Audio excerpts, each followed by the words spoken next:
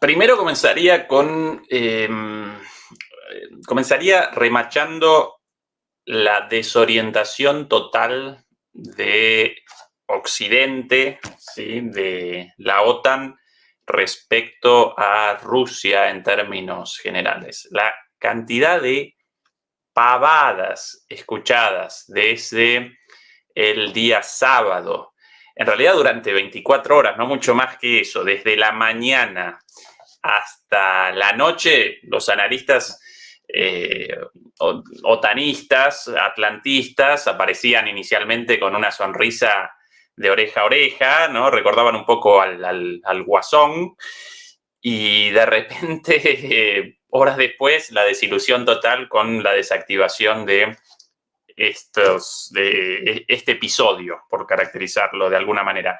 Qué perdido aparece Occidente, qué perdido aparece el norte global, qué perdido aparece la OTAN, y no ya solo en cuanto a los periodistas, los comunicadores, sino recuerdo ahora, por ejemplo, la nota de un artículo publicado por Anne Applebaum ese mismo día. Anne Applebaum, para quienes no aparezcan familiarizados con ella, Anne Applebaum representa en Occidente el faro intelectual respecto a el este de Europa. La intelectual, la profesora, la eminencia, la conocedora por excelencia del este de Europa, naturalmente con una línea dura, otanista, antirrusa, pero supuestamente con conocimiento, fundamentada. Bueno, ese mismo día ella presentó un artículo en The Atlantic, una publicación estadounidense de corte liberal, como lo llamarían ellos, titulado "Comenzó la guerra civil en Rusia". Comenzó la guerra civil en Rusia. Más perdida que Turco en la neblina. Y esta es la inteligencia occidental. Así que quizás comenzaría remachando eso. Por un lado, qué desorientación desde el lado del norte global respecto a Rusia, respecto a todo esto, más allá de la propaganda. Además de la propaganda, desconocimiento. En segundo lugar, lo sucedido está caracterizado por la confusión. Más allá de que después de algunos días, aparentemente algunas cosas aparecen más claras, todo el episodio, todos los acontecimientos estuvieron caracterizados desde el principio hasta el final por la confusión, por hechos contradictorios, un levantamiento, por llamarlo de alguna manera, un motín, pero un motín en el cual frente a los soldados aparecían jovencitos realizando selfies, ¿sí? La toma de Rostov del Don por Wagner, más que una toma, aparecía como una marcha militar con la gente a los costados, aplaudiendo, inclusive escenas graciosas, humorísticas, como esta del barrendero, seguramente la habrás presentado en tu canal, Jesús, de que entre los tanques y la gente y los soldados cuerpo a tierra, alrededor gente, y en el medio un barrendero, ¿no? Un barrendero municipal barriendo la calle, como si nada. Raros también los alineamientos a lo largo del día. Sin lugar a dudas, ahí aparece una cuestión fundamental en el hecho de que durante el día Putin fue recogiendo apoyos cada vez más fuertes, incluso de sectores opositores y sectores críticos.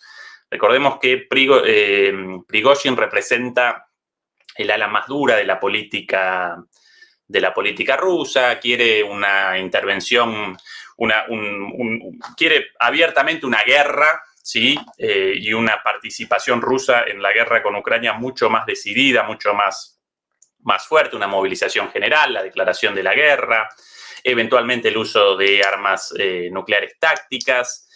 Y bueno, incluso los políticos y los generales de esta línea, con el correr del día, fueron apareciendo públicamente, fueron realizando declaraciones de apoyo a Putin. Uno de ellos, Surovikin. Uno de ellos, Surovikin. En todas las críticas, recordarán seguramente las críticas furibundas, incluso los insultos, los videos de Prigozhin en contra de Gerasimov, de Shoigu, bueno, del Ministerio de Defensa ruso, algunos con los cadáveres detrás, bueno, con insultos abiertos, directos, ¿sí? No contra Putin, cuidado. Esa es la lógica de ese enfrentamiento dentro de la política rusa. Por un lado, Putin por encima de todo, como una especie de árbitro, y por debajo el enfrentamiento entre los más duros y los menos duros, y Prigozhin en ese enfrentamiento aparecía enfrentado como parte del ala más dura con Shoigu y Gerasimov, pero no Surovikin. Surovikin aparecía entre los generales cercanos a Prigozhin, por lo menos en cuanto a su línea ideológica o a su línea respecto a este conflicto, ¿sí? No un aliado necesariamente, de hecho Surovikin no participa activamente en política, era un militar de carrera y verdaderamente bueno como general. Él capitaneó a las Fuerzas Armadas rusas después de la contraofensiva ucraniana, y realizó la muy difícil tarea de abandonar Jersón, porque recordarán que Jersón aparecía al otro lado del río, entonces eso generaba un esfuerzo muy grande para el mantenimiento de esa ciudad, entonces que determinó militarmente, porque la idea de que en la guerra uno solo realiza avances representa una tontería. La guerra en realidad presenta las características del boxeo. En un momento un golpe y en otro momento uno cubierto. Bueno, en ese momento Rusia debía retroceder estratégicamente para redireccionar sus recursos principalmente hacia Bakhmut y demás. A pesar de que esto podía parecer en términos políticos como un retroceso. Bueno, y acá en los medios en Europa machacaron con esto. Rusia retrocede. Bueno, pero retrocedió muy inteligentemente, sin pérdida de equipamiento, sin pérdida de soldados, etcétera, etcétera, redireccionó eso hacia Bakhmut. Bueno, y ahí sí comenzó el verdadero avance ruso en una maniobra militar, sí, lógica, desde el punto de vista militar, perfecta, ¿sí? A diferencia de la decisión de Ucrania, de la dirigencia política ucraniana, de no abandonar Bakhmut y presentar resistencia hasta la muerte del último soldado, eso en términos militares representa una estupidez, y los propios generales estadounidenses y ucranianos, desde el punto de vista militar, muchísimas veces machacaron con la necesidad de retroceder estratégicamente, abandonar Bakhmut. Pero bueno, el presidente de Ucrania determinó que no, porque políticamente eso va a generar una mala imagen frente a Occidente. Entonces Zelensky determinó eso, y bueno, eso generó una debacle para las Fuerzas Armadas ucranianas. Bueno, abandoné un poquito el argumento inicial. Surovikin representaba uno de los generales más duros, si bien no metido en política, más duros, más cercano a la dura, más cercano a Prigozhin, además con una historia en común de cercanía, de amistad, y por eso eventualmente aparecía como uno de los posibles apoyos a Prigozhin el día de este levantamiento. Pero a las pocas horas de comenzado el levantamiento realizó un video con una declaración con su Kalashnikov acá sobre su muslo, sobre su pierna, llamando a Prigozhin a la reflexión, a que abandonara esa aventura, si no recuerdo mal, esas las palabras.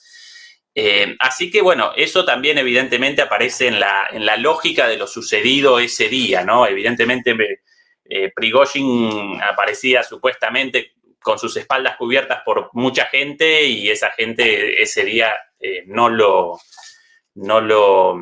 acompañó. Bueno, Confusión en Occidente respecto a todo eso, más allá de Occidente, los hechos en sí contradictorios, una disputa política muy fuerte dentro de Rusia, pero sin Putin hasta ahora, pero aparentemente esa disputa generó una escalada en la cual Prigozhin de repente aparecía arrinconado, no podía otra cosa más que una salida de este tipo y comenzar una aventura desquiciada como esta con la amenaza del avance hacia Moscú. Él sí recordó o muchas veces presentó esto como un avance contra, otra vez, Shoigu y contra Gerasimov, nunca contra Putin, pero más allá de esto, naturalmente, una aventura de este tipo connotaba un desafío a la autoridad establecida, a Putin como tal, y Putin respondió al poco tiempo con un mensaje, lo caracterizó como traidor, pero, y aquí otro de los elementos extraños, no respondió militarmente. ¿Por qué? Evidentemente, bueno, por una apuesta a una resolución pacífica, una apuesta exitosa, pero aún llamaba la atención esto de un levantamiento armado con la gente al lado de los soldados, con selfies, y a la vez que Rusia no respondiera militarmente, porque si Rusia respondía militarmente, las columnas de Wagner desaparecían a los 10 segundos, desaparecían bombardeadas por las fuerzas aéreas rusas, ¿no? Columnas avanzando en fila por la autopista, un delirio, ¿sí?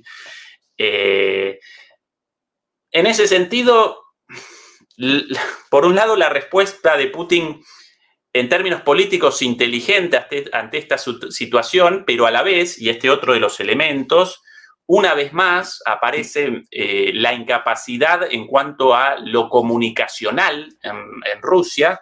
Durante todo el día aparecíamos perdidos en cuanto a siquiera la versión oficial. No presentaron una versión oficial durante todo el día, hasta la noche, hasta la resolución, ¿no?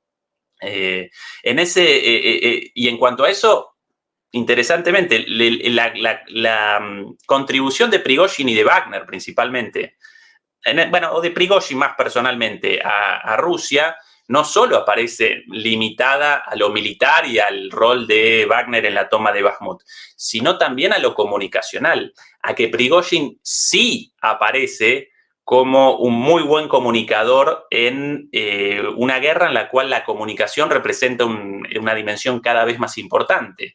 Del lado de enfrente, bueno, aparece la OTAN con Estados Unidos, expertos en comunicación.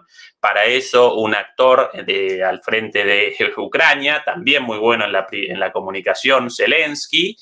Y del otro lado, estas conferencias aburridísimas como de 1970 de Rusia. Y sí, Prigozhin sí, con muy buena comunicación en una guerra con una importancia cada vez más grande de la comunicación. Y bueno, y cuando Prigozhin no realiza esta función, bueno, así aparece el gobierno ruso. Durante todo el día no realizaron una declaración más allá de esto de Putin, de caracterizarlo como traidor. No respondieron militarmente, pero no lo presentaron claramente con alguna versión explicando esto, ¿no? Entonces, hechos contradictorios, poca información, pero bueno, la interpretación más plausible es esa, la de la lucha de poder por debajo de Putin, en muchos momentos utilizada, capitalizada por Putin, pero en un momento con una escalada y con Prigozhin en acorralado, esta aventura, pero bien resuelta y finalmente desestimada en menos de 24 horas. Sí.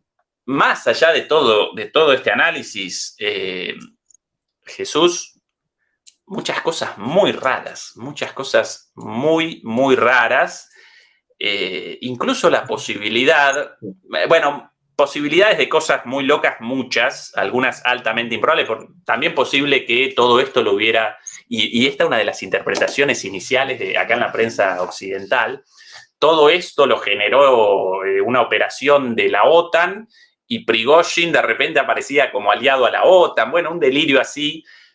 Eso posible, pero altísimamente improbable, así que eso descartado como explicación.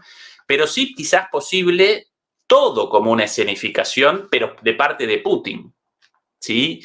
Que hubiera generado todo esto, por un lado, para determinar el corrimiento de Prigozhin y de Wagner, ya con demasiado poder, Wagner incorporado ahora finalmente a las Fuerzas Armadas regulares, Prigozhin corrido y Gerasimov y Shoigu muy debilitados, de manera que el día de mañana, si no hoy mismo, si quiere Putin, afuera y otra gente de él, también posible.